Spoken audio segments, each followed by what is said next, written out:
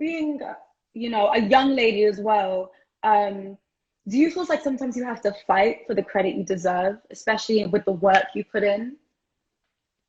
It's so crazy because I think that I don't. Like, and the Okay. reason why I don't is I think that when you don't fight for the credit you deserve and you just treat it like you just take it, really, I'm gonna just take my Mm. credit. Thanks. I'll have that. Put that in your pocket. I'm gonna take my shit. People can't do shit about it. When you act like you have to fight and you're like, why aren't you liking me? Why don't you give me credit? Then that's when people tend Mm. to like not. But when you take your credit, then it's like I mean, whether or not you want to give it to me or not, I'm taking what I did. I'm taking what I you know what I'm saying? I'm taking my labor, like, Mm. period. Like whether you know, period. That's just what's gonna happen if we, you know. So I think that That's a I grown statement, though. That's definitely grown. say that again.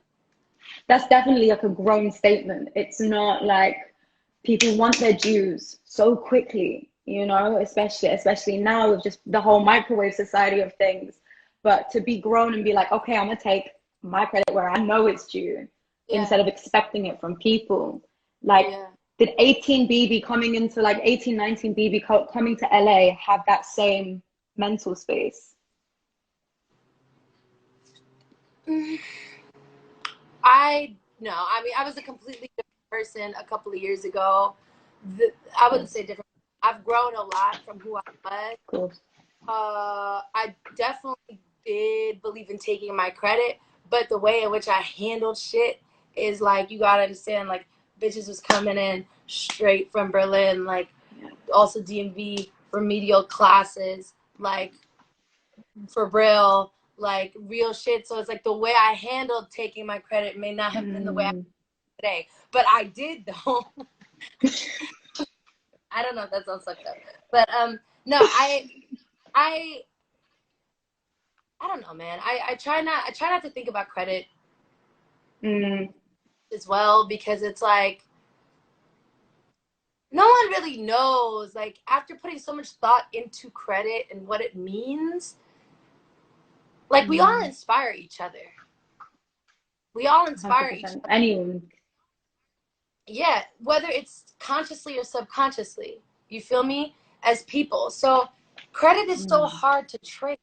It's so hard to trace. Like you can kind of see when something made an impact, but you know, you don't see the roots of it and it's like even yeah, you don't Mm. see the roots of what happened before, what happened prior. I was very inspired by a lot of my friends. You feel me? I was very inspired by a lot of my homies Yeah. coming up or growing up. Like some of the shit that I talk about, even with this new up and coming album, is not things that I may have per se personally experienced. But for example, there's like I'm talking about a romantic interest who as well, like on this album, Okay. including a lot of other things. But I'm Nice. talking a lot about romantic interests who went through shit that I really will never have to go through. You know what I'm saying? And this Mm. person, just based off of his experiences and his life, inspired me tenfold to create a body of work that is very raw and very real.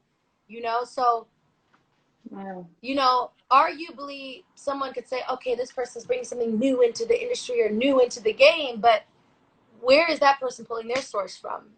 From the street, Inspiration. from the people out there. So Mm.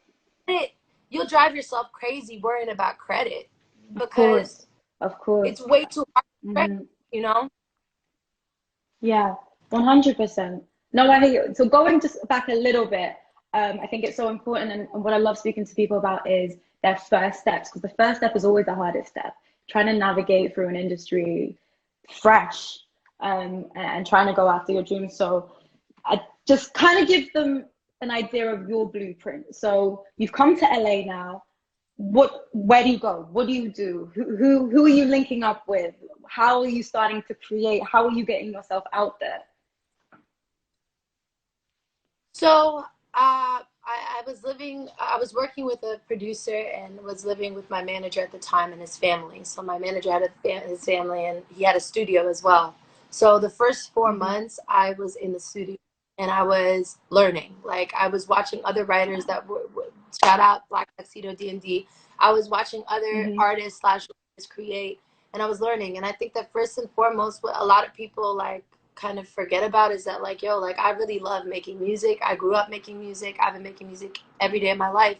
And so It's in by your the time, blood. It's in your blood from right, your dad and being around that. It's only right. so natural that you would become this like this little spark of creativity.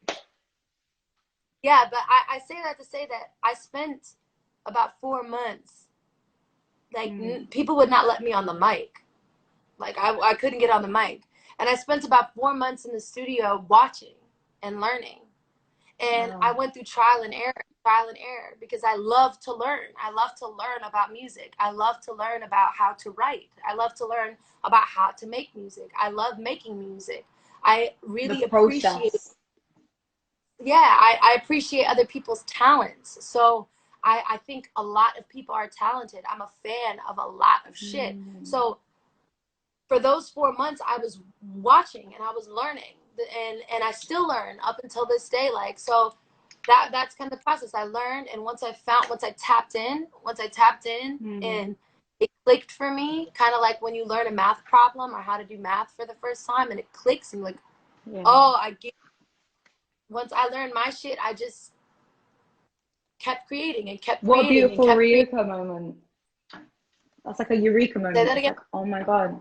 It's like a eureka moment, like, oh my God, I get it now. And I Yeah, don't think people yeah. have the patience. I don't think people have the patience to learn. When you want to do something that you love, you have to like master the craft. And people don't really want to do that. People just want to jump straight into it and think that they can be masters of it. So, like, how many The years has it taken for you, your songwriting years? to I don't feel like I've mastered my craft. I feel like Mm, I've been doing it since I was 2 years old. I exactly. feel like um,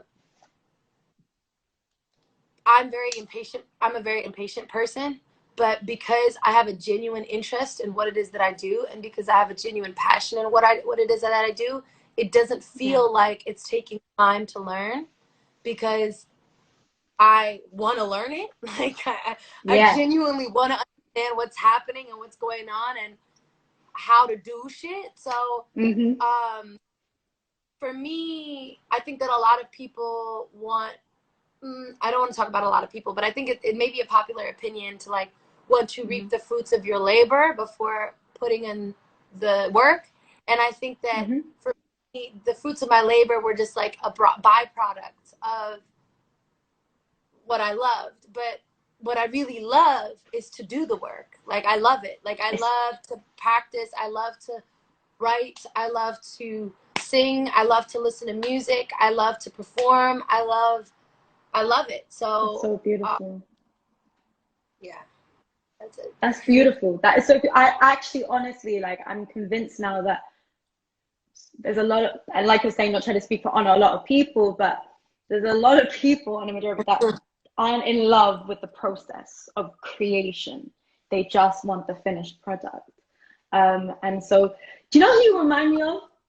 Like, I was Mm. literally thinking about this, like a cross between a Janis Joplin, just like voice, and Etta James and a Nina Simone. Like, if you could just mold those people together, I literally feel like your music is so raw. Like I was got just the last, I think it was Boy, when you're doing your studio sessions, and I literally go like back to back, and the rawness just like, when you hear a song, you're like, oh my gosh, Thank how did Boy like because that's one of my favorite projects. How did Boy come into fruition? I think that it was around the time where I released Free the Real Part One, Part Two, and I think that a lot of people really loved watching me sing, just like watching me sing and watching me Yes. sing like live. And I think that Dylan, who I was working with at the time, knew that and understood that. So Mm, I, you know, we sat down and we came up with an idea of creating basically a project that was super live and super raw, just like me beautiful. singing. And it was, kind of inspired by a heartbreak, right? that I was going through at the time. Mind you, like all the songs didn't necessarily derive from this heartbreak. But when I go through, I write something like it, I don't know, everything kind of coexists with each other. It just jumbles up, and it's like this is what I'm going through, and low key just coming up in the music. So, I felt it. that's how boy. Thank you. And That's I so fair. felt the rawness. I like literally felt it. So you were speaking about this new album. So give us a little bit more. Like, is there a date in place? Do we know like what's going on? So the album was supposed to come out in April, but this quarantine shit and all this stuff. The album is completed. It's done. It talks about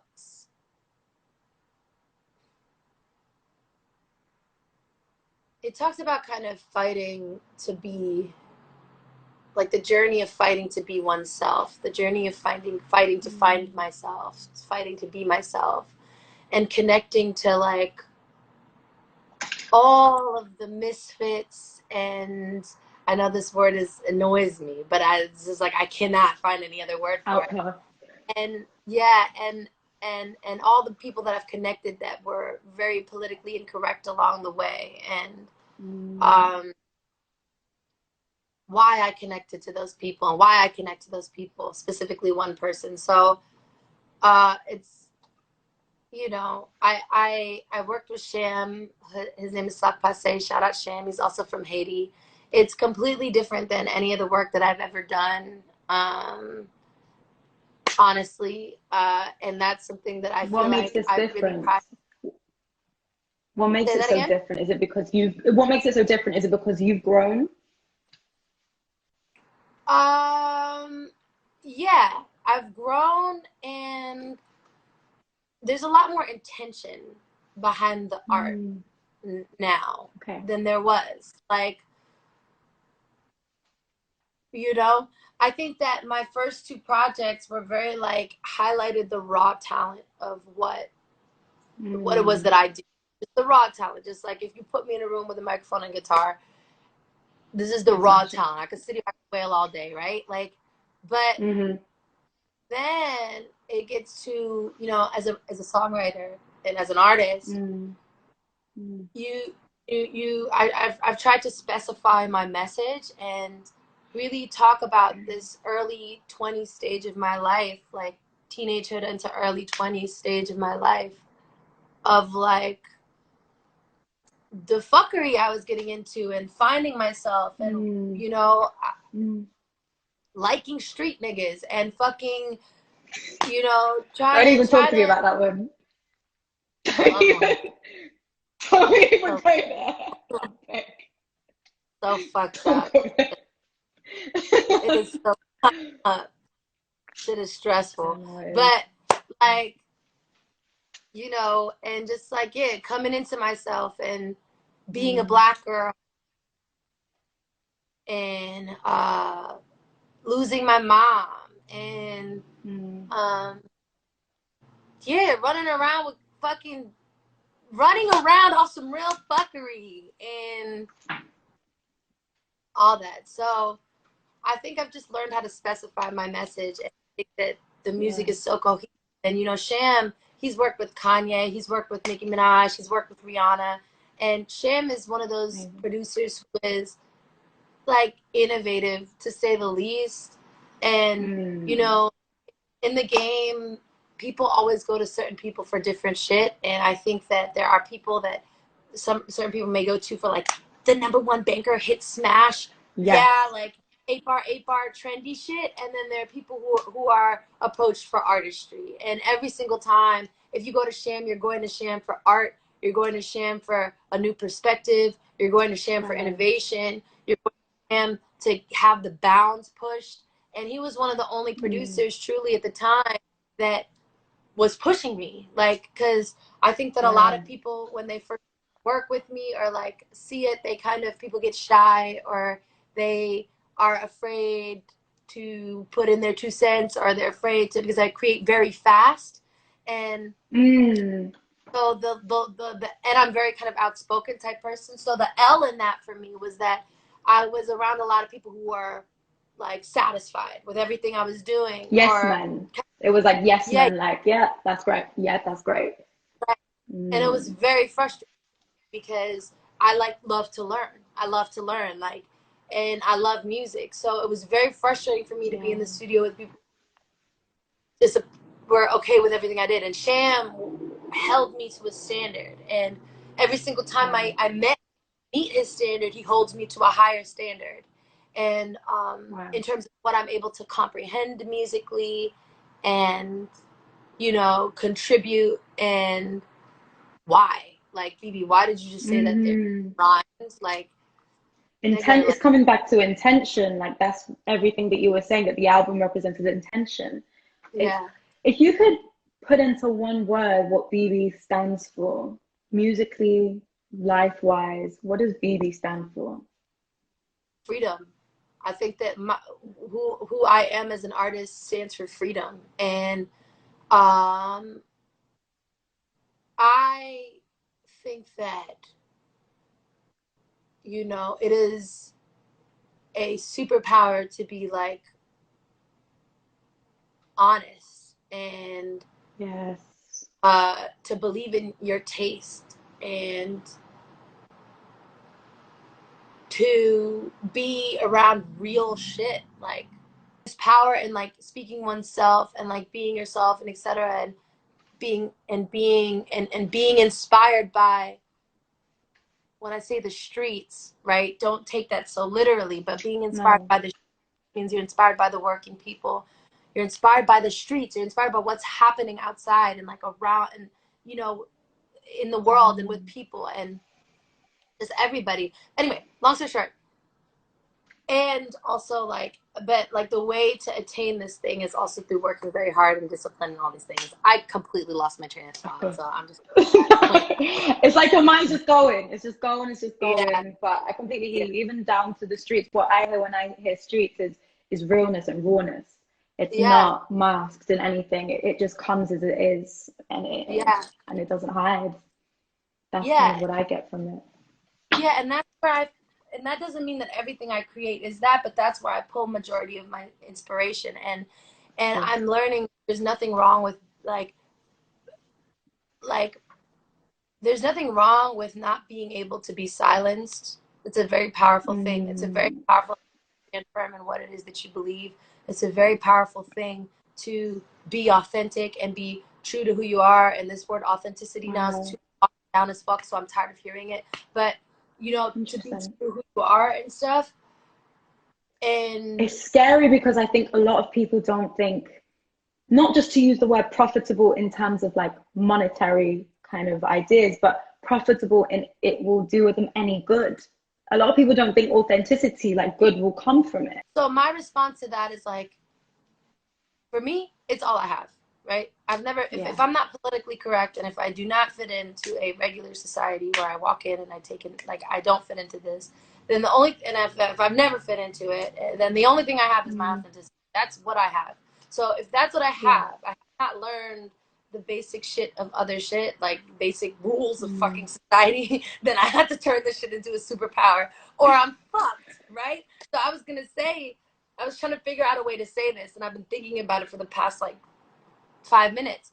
But but like, yeah, a lot of people don't think it'll be profitable to be real and to be who the fuck they are, right? But I mm, want to prove that it can be, okay. because you have to combine this realness and this rawness with dedication, with work ethic, with Mm, discipline, with resilience, with intention, with focus, and then it'll benefit, you know, your life. So I think that a lot of of course. real ass fuckers, they may not be disciplined. Like my homies, they real. Oh, they are fucking real. Like, they the culture. Discipline. You feel me? But they're not gonna show up on time. So, and they will light up Yeah. their spliff and J wherever the fuck they are, and they will come to the meeting. And like, so it's like, I think that it's learning how to balance this. Like, That's what I was gonna say. because you know, learning how to really take true shit, real ass shit, and mess with 100%. like, you know what I'm saying, the civilized way of life. Yeah. So I'm gonna just round things up on some quick fire questions. Just literally answer the first thing that comes to your head because I know your head's probably gonna go like 100 miles per hour. But finish the sentence for me. I'm happiest when. I'm happiest when I'm making music. Okay. I feel most creative when. I feel most creative when I am making music. Yep. I feel most creative. Yeah, I mean, Yeah, making music. That's cool. yeah, The world needs. the world needs the truth, and they need to stop being like the world needs to confront the truth, you know, That's and beautiful. yeah, not be so scared of other people's And opinions. the last one, the legacy I want to leave behind is. The legacy I want to leave behind is just freedom, like, I guess, like, and I don't know a way to say it that it hasn't been said before, but Mm, yo, all this shit is create. Like when you understand creativity, you understand that everything is created. Like mm, everything, this is literally created. This way society is set up, laws, words, like it's all just created. And when you know mm, that, understand that full-heartedly, really understand your power and your power to create your life and uh, to create your identity and to create who you are. Like even with this whole rebellion shit, to a sense, to you know, in a way, and you know mm, that even in my teenagehood, my younger years was something that I created, right?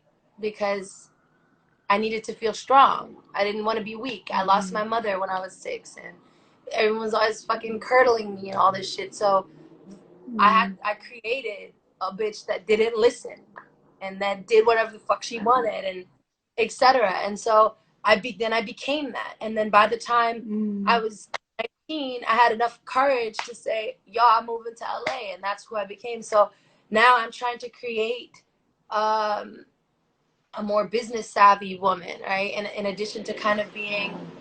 still rebellious and shit. Now it's like, bitch, how do you be you without blackballing yourself and putting yourself in a position where niggas fuck with It's you? real.